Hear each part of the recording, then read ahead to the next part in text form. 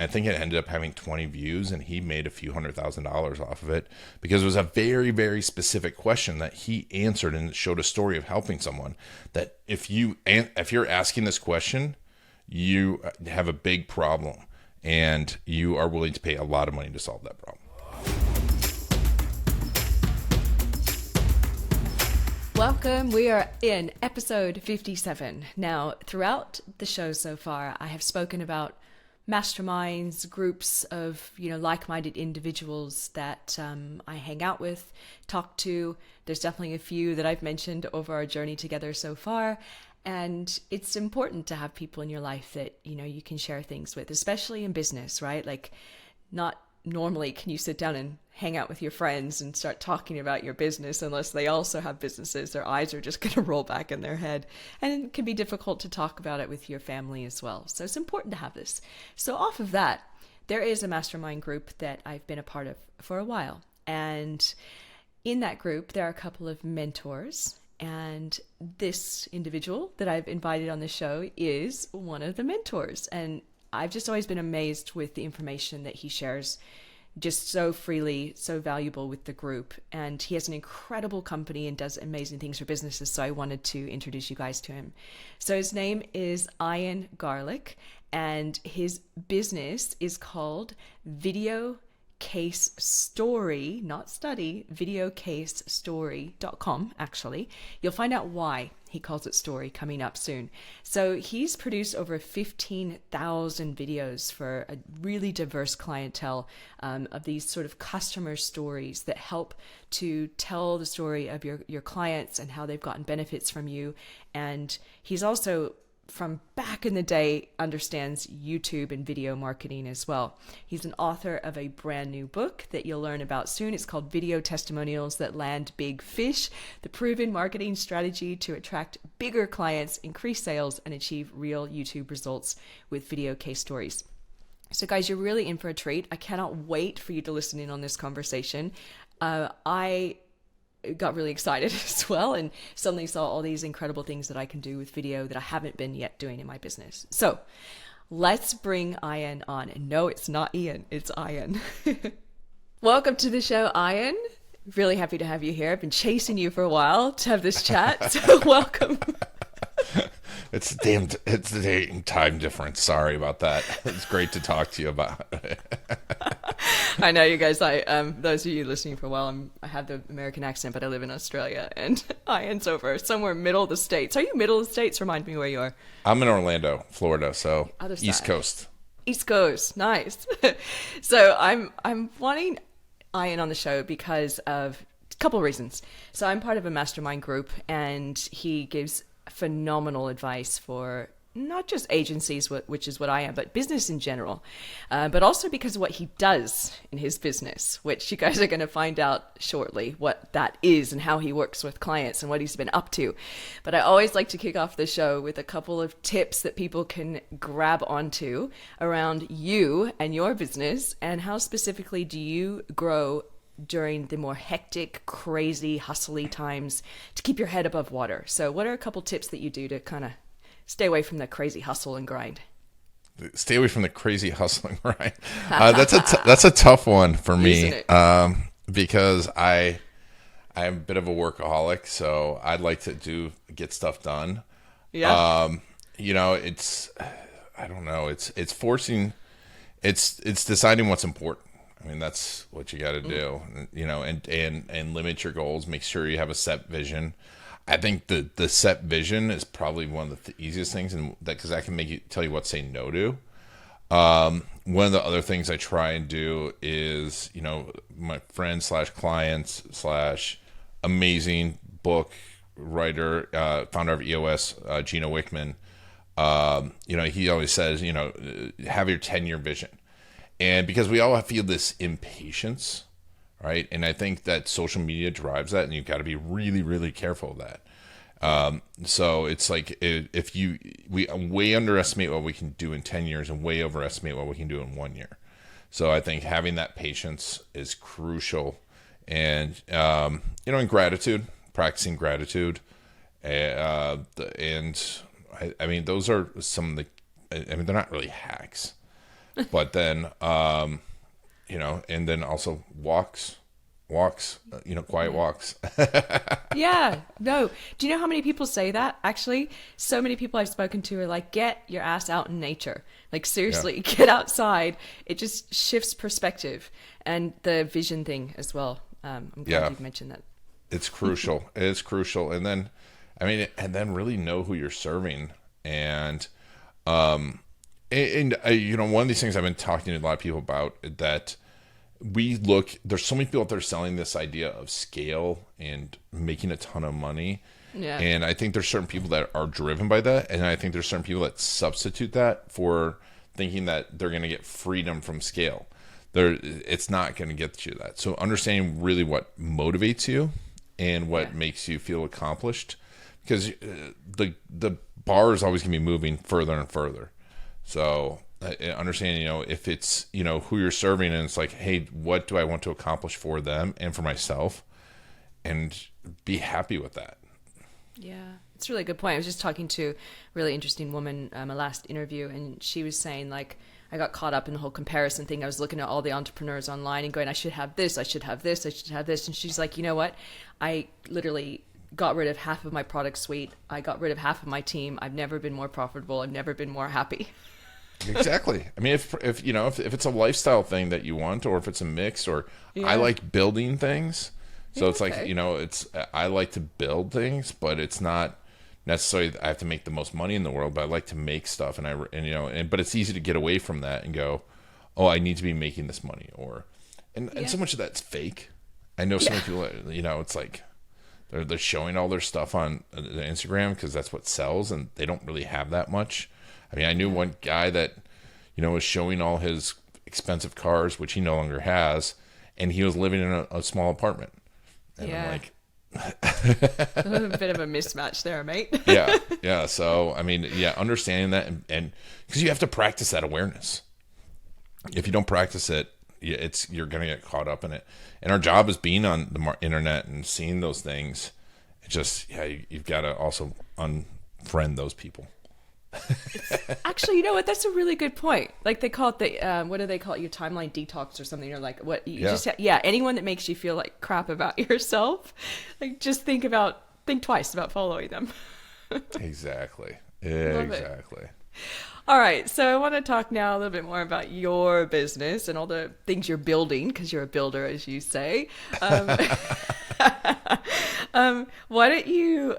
I guess let's start this conversation about what you've been up to. Like, what does your business do? And you just mentioned something about a book as well. So give me a little background on you. So I've been doing video marketing for about 15 years. Worked with service-based businesses, started in legal, a background in economics, and I worked for a hedge fund, did all that craziness in New York City. And then really loved marketing, got into marketing, and then was a consultant, legal marketing consultant for a Fortune 50 company, and then started our agency, and we were doing YouTube marketing, right at the onset, right when YouTube was purchased by Google. I was like, this is going to change everything. And since then, we've evolved how we do story. You've had to evolve, right? Because it has evolved. I mean, back then I could put any video on a website and they're like, oh my God, a video on a website. Now it's obviously you've got to make really good videos to get people to pay attention. And I learned over the years of working through clients that every time we didn't start with customer stories, we missed out on something. So it was the thing that really got the most benefit, but also through a process, not only improved marketing, but improved sales, helped inspire people, improved every part of your business. So we now do what we call video case stories, which we say, even my book is called Video Testimonials That Land the Big Fish. The only reason it's called that is because of SEO purposes.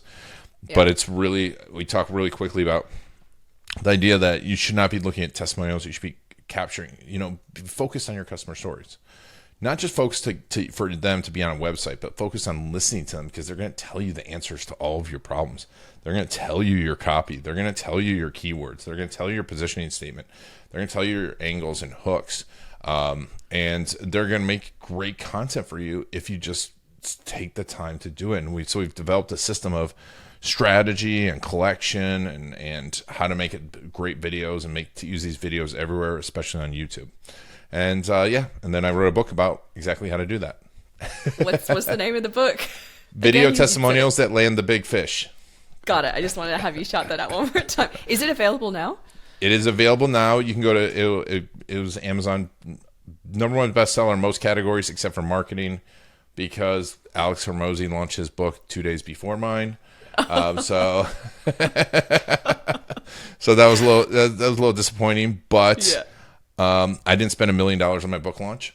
And if you go to testimonialbook.com/Porter, there's a bunch of extra bonuses on there for all of your listeners. Love it. And, if we've got the tackle box tool, tools that worth we charge thousands of dollars for, will be on there as well. And the book is a few dollars right now. It's going to go up because I am actually going to launch a few more books coming out soon.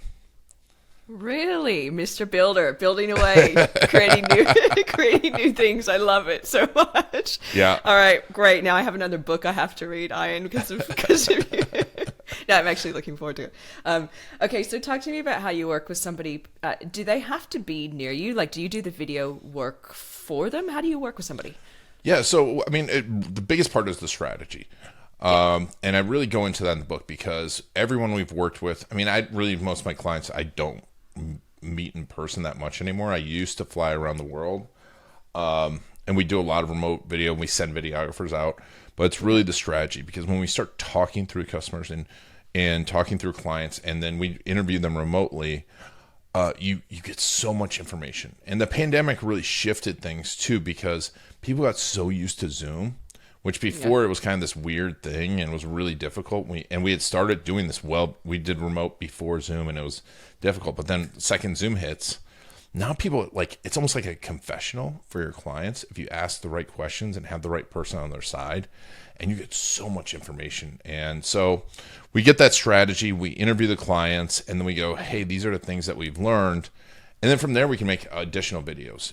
And at that point, we usually send out a filmmaker, or if someone flies to us, to our studio here in Orlando. And, we do have filmmakers in Australia too. So, but once you've had the strategy down, you want also a filmmaker that understands strategy. So we have specific filmmakers for that, because someone can make a beautiful, beautiful movie, an Emmy award-winning movie. That doesn't necessarily mean it's going to sell a lot of your services. So that's how we work. So do you find it difficult to get somebody's customer or client to actually say, yeah, I'm cool to talk about the work they did with me? That's a great question, and it's a big question. So the first thing I tell people is, don't ask for testimonials. You need to ask them about their story. And we've done some very, very sensitive subjects where you're like, oh my God, I can't believe the person told me that. Where people were going to prison were about to go to prison for the rest of their life and accused of horrific crimes, and they still tell the story. It's how you ask. It's asking often. Some people will say no, but it's one of those things you need to have the habit of doing it, because you never know who's going to say yes, and you never know who's going to say no.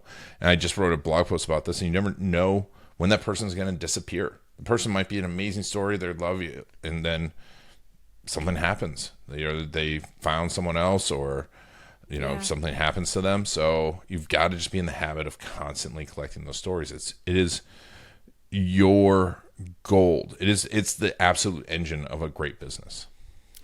So if you're a service business, when do you tend to ask for the customer's story? Halfway through the project, towards the end? When's the best time? Well, I like to have it throughout milestones. Okay. And you decide on those milestones, because we talk about, there's always a first win. Because especially if you're in a business like yours, where it takes a little while to get stuff done, right? And it takes a little while to get results. If you just sell the results that are a year from now, you're going to have a client that's like, oh my God, is this going to ever happen? But if you get the stories along the way, the first win, like, oh, the first time I saw the comp for my website, or the first time, I really got the strategy down, or really the shift in how we talk to our clients. With us, with the tackle box, we have, client stories. I think you've had Michelle on, Michelle Prince, who, before we even talked to our clients, we had found new angles and actually new lines of business for her, within a few hours of working through this. And we've got that story down, but you've got to make a habit of collecting those. And not only is it going to improve your marketing, but also it's going to improve each of those stages, because you're going to hear what's good about it. You don't know. We think we know what's in people's heads, which is the weirdest thing. We think we understand our customer completely, and they're people. It's like you don't know what's in people's heads. Yeah. So constantly be asking. Okay, I like it. So if you think back to a couple of clients you've worked with recently, do you know what's actually happened as a result of you guys jumping in and helping to create these customer stories? Like, what sort of results can a business expect from these types of videos? Yeah, I mean, like with Jason Swank, who you work with, right away we were able to use the case stories tackle box to train his new salespeople. And quickly get results, which he never had success in salespeople before. Dot & Co., which is like a staffing company, they start to use the case stories before they have a sales call, and they said transforms the sales calls. We had one dentist who recently got a 5-figure case from a case story we did 6 years ago, and people walk through the door like, that's me, that's my problem, they're just like me, I want that. Which I love too, because it's like these stories can last for a long time. One of my favorites too recently is Cosim, who does traffic, like top 1% Google Ads agency. They got a case story that they've used, and they're running $200,000 in a month in YouTube traffic, and it was their most successful retargeting video that there is. Wow. And so I can go on and on. We've had so many successes all along the way. But one of my, my favorite things is when people say, and I hear this all the time, it's just weird. People just walk in and feel like they know me, and they're just ready to work with me. And that's my favorite thing, because it just because there's just always this awkward moment. It's like going on a first date, and imagine skipping to like the 4th date and they're like all excited to work with you. Or go on your 4th date. And that's probably my favorite thing, is when we hear that. And then, we have a lot of long-term success stories, people we've grown, 8 and 9-figure businesses with. It's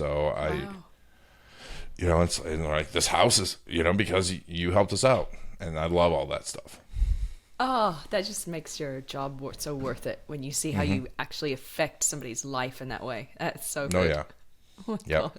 it's really cool. So another thing that's coming to my mind as people are listening to this, because I'm like, I want this now, even just based on this last 5 minutes of conversation. So there'll be people thinking the same thing. Is there a way of going back in time and talking to previous customers, or is this something where you're like, okay, I now have the iron mindset and I just start cleaning the sand from here on out? I'm focused on the stories. No, definitely. A lot of people are like, well, this is an old story. I'm like, you still transform this person's life. And that's why I like the idea of case stories versus case studies. Because case studies, the numbers, like, it might be like you worked with a small client before, now you make someone $100,000 where it used to be made someone $5,000. That $5,000 was transformative to them. So you can always do that. Don't be afraid to go back in time and get a story from them. And, a story of how they're, and the stories are what was their problem and who are they and what was the result. But also, most important in stories, after we get someone's attention, is we want transformation. Like, if you look at any great movie, great film, there's a point and each character is redeemed, right? And if you pay attention, then in every film and you're like that you love, it's like the best characters are transformed. We love stories of transformation. And so, if it's like, if someone's in a family law attorney and a divorce, 3 years later, what's their life look like now? Because after a divorce, it's like kind of shitty, pardon my French. So, but 3 years from now, they're like, oh my God, that was the best thing that ever happened. Or someone loses a key employee and goes find someone else. And, 2 years from now, they're like, that's the best thing. That person that helped me find that new person, that was the best thing that ever happened. But at that moment, it was the scariest thing. So, don't be afraid to get old case stories. It doesn't have to be absolutely fresh. That's good. I've seen so many, to the point where there's people I know, and like I know them really well, and I hear them say the same story over and over and over and over and over again, but it's because they work. Yeah, I mean, it's a good point. I, I was, brought up Jimmy Buffett, and God rest his soul, but I mean, how many times that guy played Margaritaville? Oh my And, gosh. Oh, I'm you know, having and flashbacks right now. Yeah. I know, but it's, it's a winning story. Don't be afraid to be an expert and tell it in slightly different ways, and he always had a different way to take on it. Become an expert at telling the stories. Now, you shouldn't have just one story; you have to have multiple stories. But don't be afraid to reuse a story and think that everyone's heard it, because even if you like, how many times have you heard that song, and just a little bit different depending on where you are and how it is. Same Good thing. point. Most people don't remember your stories. And They don't you even remember have what to- they saw on Instagram 4 hours ago. Exactly. Exactly. That's a very interesting thing. It's called the Google effect. I don't know if you've heard about this, What is but it? basically our brains are being trained now to forget things because we can just go out and Google them. So Oh, wow. No, I've not heard about that before. That's yeah, crazy. yeah. So it's a cognitive dissonance that's happening. It's a new one. So don't be afraid to find old stories and get them out. Okay, good. So I want to change gears a little bit to some tips. So specifically around your sort of tackle box and some of the tips and things that you do with clients and the strategy.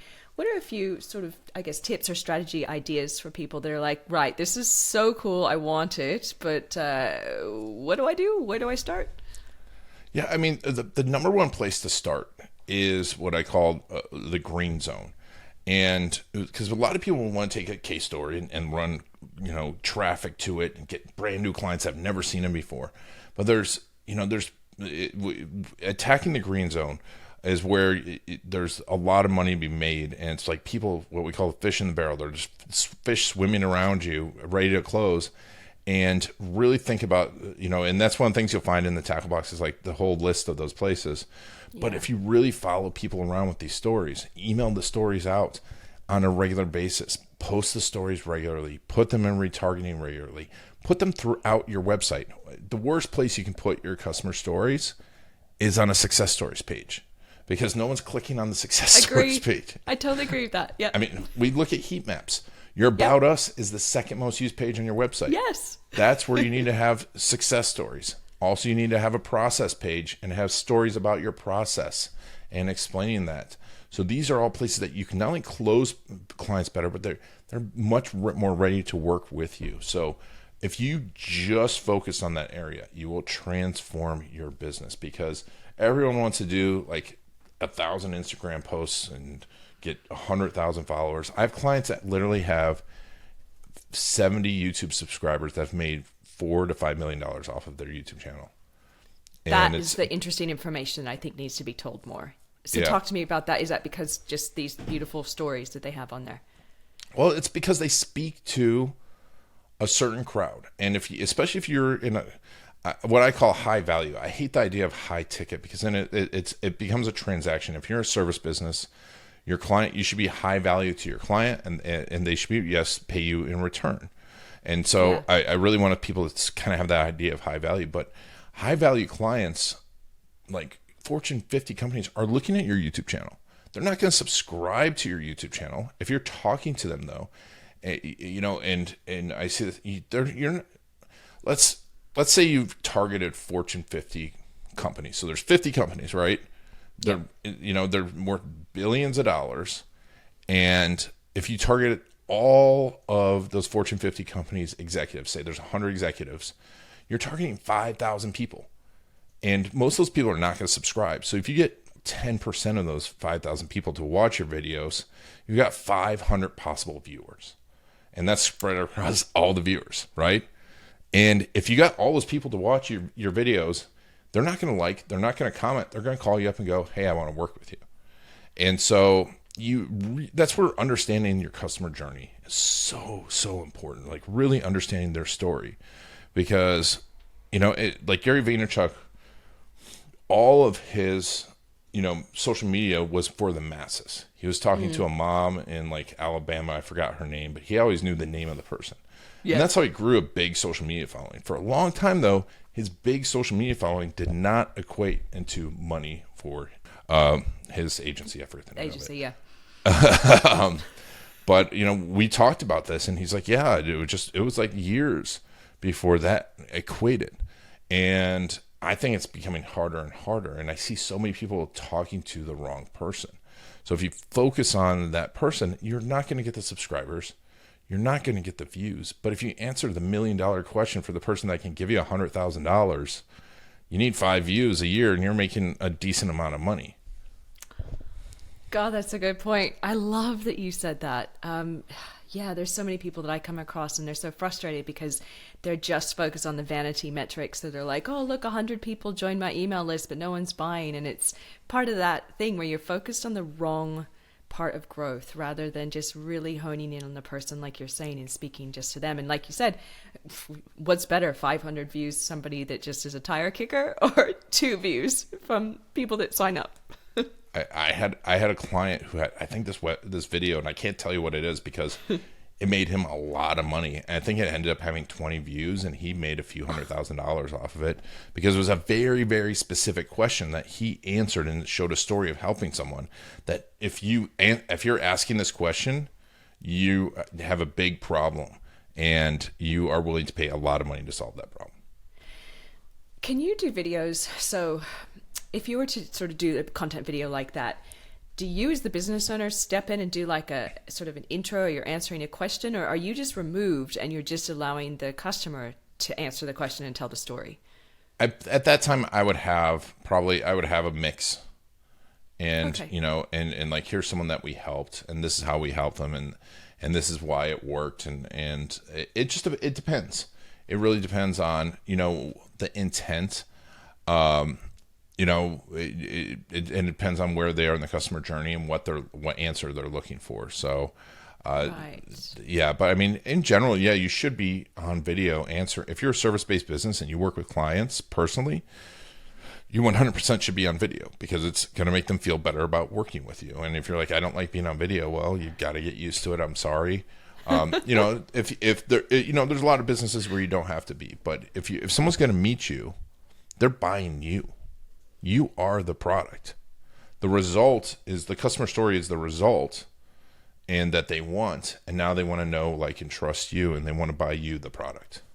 I will totally agree to that. So my amazing sales guy, Adam, he said to me the other day, I spoke to somebody on the phone, and she's just going on and on about how she feels like she knows you. And he's like, have you guys met? And she's like, no, we haven't, but I've seen all her content. So video content, Yeah, it works. It's a thing called the mere exposure effect.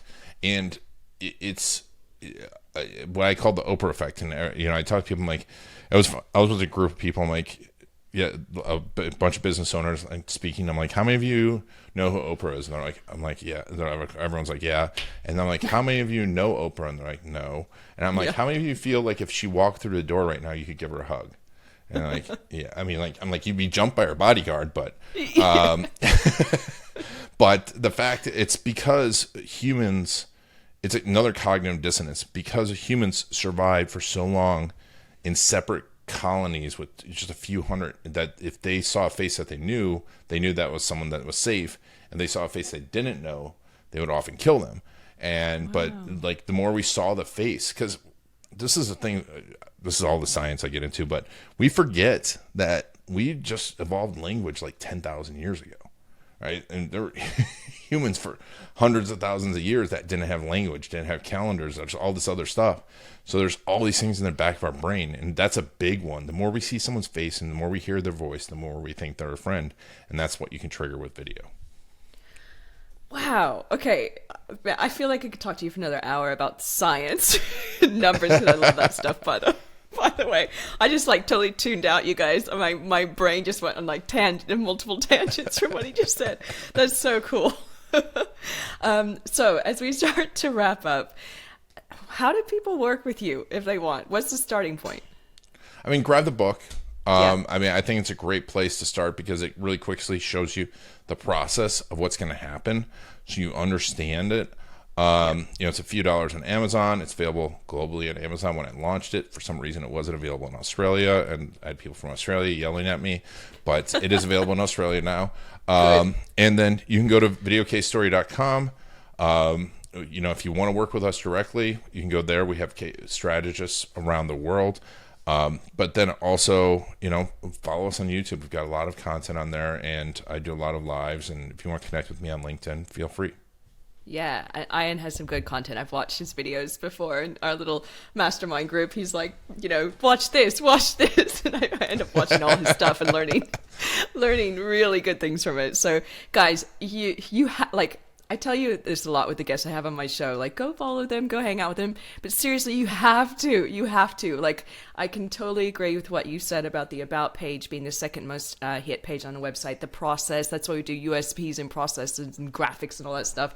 It is the stuff that is the magic to business growth, especially if you have a service business, which most of you guys I know do. So you guys need what Ian's telling you. I'm not messing around. And now I'm extra keen. I'll be having a side chat with you for my goals next year for some stories with my customers. Nice. But seriously, God, thank you for being here. Are there any last comments or things that came up through our conversation you want to share? I mean, my biggest thing is and I talk about a lot in the book, is committing to this, because, customer stories is one of those things that's easy to be like, oh, I kind of need that. And like you're saying, I'm going to do that next year, this and this and this. They disappear. It is a fundamental business, but it's not a thing that you won't notice. It's missing until you've fallen by the wayside. So focus on it, focus on your customers, and focus on their stories. Okay. Excellent way to end. Guys, all of it's in our show notes, so go over there and check it out. And also under the video on YouTube if you're happening to watch us side by side having a chat. And thank you so much, Ian, for being here. Really, really appreciate it. My pleasure, Heather. Thank you so much for having me.